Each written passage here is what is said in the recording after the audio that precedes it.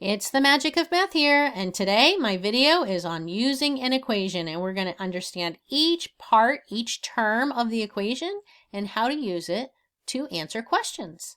Here we go. This question has two parts. In part A, we're told that a cyclist was training for a road race. She used this equation to represent y, the number of miles she could ride in x hours. Y equals 12x. You're going to select from the drop-down menus to correctly complete the sentence. Here we go. Based on the equation, the cyclist could ride blank miles in 1 hour and blank miles in 2.5 hours. And you're given 3 answer choices for each one. So here's where I'd like you to pause the video, do your best work, and then come back to see mine. Good luck. Welcome back. So we want to find first miles traveled that she rode on her bike in 1 hour, and then the number of miles she did in 2.5 hours. So we're told that y in this equation represents the number of miles. So y is going to be my number of miles. And then we're told that x represents the hours. So here is our x, and that represents the amount of hours she travels. So the only thing we're not told is 12. So we know the number of miles is equal to 12 multiplied by the number of hours. So we know that that 12 is going to represent our unit rate. Maybe you've heard the vocabulary constant of proportionality.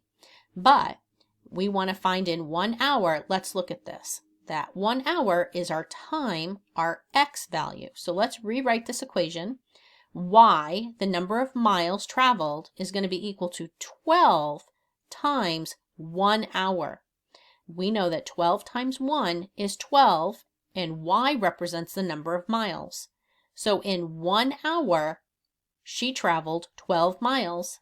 That's your unit rate, 12 miles per hour. So in this equation, we can see in the form y equals kx. K is our 12, our constant of proportionality, or our unit rate in this relationship.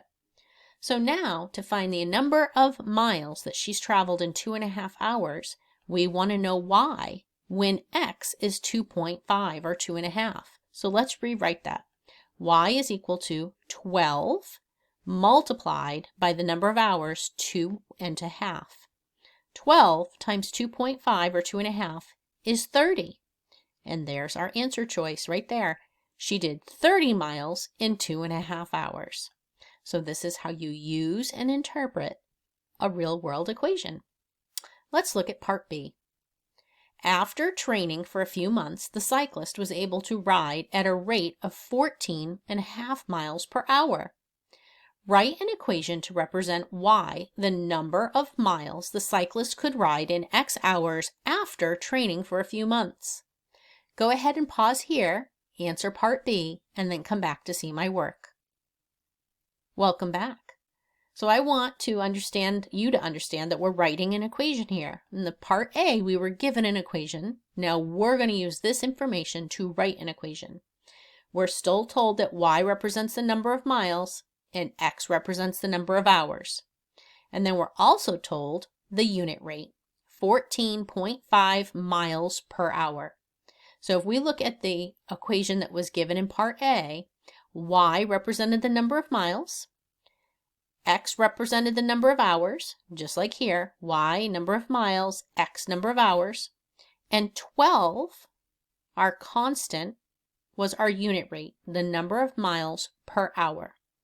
So we can see that in the problem, they've told us that's what's changing. Y's not changing. Y still represents the number of miles. X still represents the number of hours.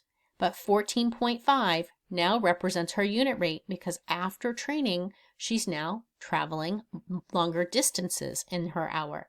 So we're going to rewrite this and replace 12 with 14.5.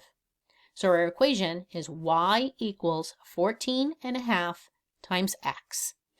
14.5 being our constant of proportionality, or our unit rate, representing this real-world proportional relationship. And there you have it. That is how you use an equation to understand, interpret a proportional relationship, and find more information.